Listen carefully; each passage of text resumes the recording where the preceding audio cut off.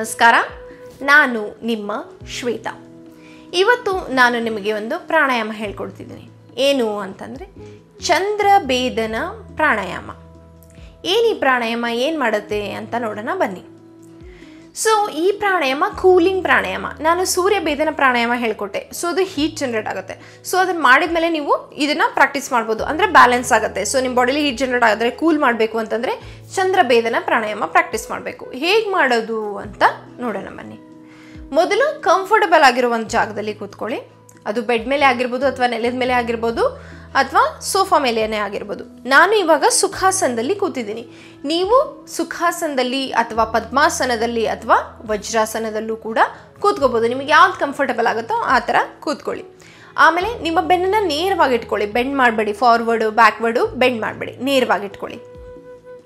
ಇದರಿಂದ ಏನಾಗುತ್ತೆ ಅಂದರೆ ನಿಮ್ಮ ಕಾನ್ಸಂಟ್ರೇಷನ್ ಕೂಡ ಹೆಲ್ಪ್ ಆಗುತ್ತೆ. ಇವಾಗ ಹೇಗೆ ಮಾಡೋದು ಅಂತ ನೋಡೋಣ ಬನ್ನಿ.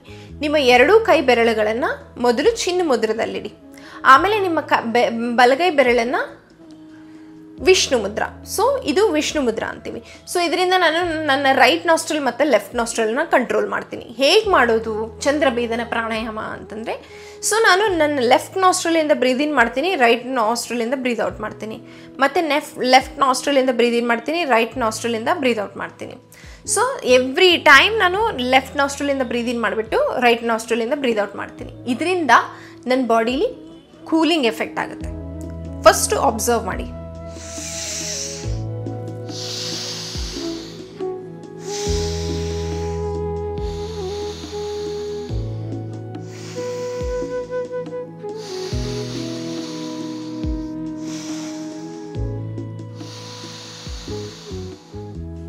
ಏನು ಮಾಡ್ತಿದ್ದೀನಿ ಅಂದರೆ, ಲೆಫ್ಟ್ ನಾಸ್ಟ್ರಲಿಂದ ಬ್ರೀದ್ ಇನ್ ಮಾಡಿಬಿಟ್ಟು ಲಾಕ್ ಮಾಡಿಬಿಟ್ಟು ಮತ್ತೆ ರೈಟ್ ನಾಸ್ಟ್ರಲಿಂದ ಬ್ರೀದ್ ಔಟ್ ಮಾಡ್ತಿದ್ದೀನಿ, ಮತ್ತೆ ಲಾಕ್ ಮಾಡ್ತಿದ್ದೀನಿ, ಮತ್ತೆ ಲೆಫ್ಟ್ ನಾಸ್ಟ್ರಲಿಂದ ಬ್ರೀದ್ ಇನ್ ಮಾಡ್ತಿದ್ದೀನಿ, ರೈಟ್ ನಾಸ್ಟ್ರಲಿಂದ ಬ್ರೀದ್ ಔಟ್ ಮಾಡ್ತಿದ್ದೀನಿ. ನೀವು ನನ್ನ ಜೊತೆ ಪ್ರಾಕ್ಟೀಸ್ ಮಾಡಿ. ಮೊದಲು ನಿಮ್ಮ ಕೈಯನ್ನು ವಿಷ್ಣು ಮುದ್ರದಲ್ಲಿ ಇಟ್ಕೊಳ್ಳಿ. ನಿಧಾನವಾಗಿ ನಿಮ್ಮ ರಿಂಗ್ ಫಿಂಗರಿಂದ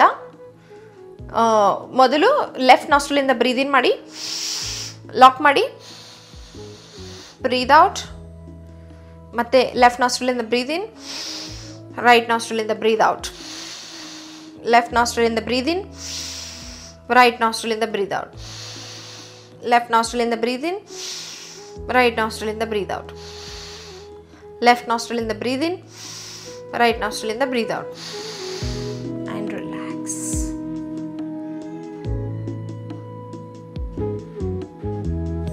ನಿಧಾನವಾಗಿ ಕಣ್ಣನ್ನು ಬಿಡಿ.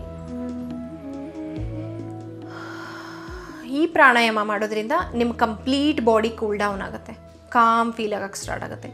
ಇದನ್ನು ನೀವು ಮಲಗೋಕ್ಕೂ ಮುಂಚೆನೂ ಪ್ರಾಕ್ಟೀಸ್ ಮಾಡ್ಬೋದು. ಇದರಿಂದ ಏನಾಗುತ್ತೆ ಅಂದರೆ ನಿಮಗೆ ಚೆನ್ನಾಗಿ ನಿದ್ದೆ ಬರುತ್ತೆ.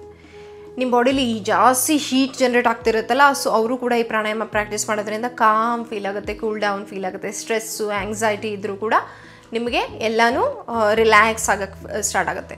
ಮೇ ಬಿ ನೀವು ಇದನ್ನು ಕಂಟಿನ್ಯೂಸ್ ಪ್ರಾಕ್ಟೀಸ್ ಮಾಡ್ತಾ ಹೋದರೆ ನಿಮಗೆ ಎಫೆಕ್ಟ್ಸ್ ಕಾಣಿಸುತ್ತೆ.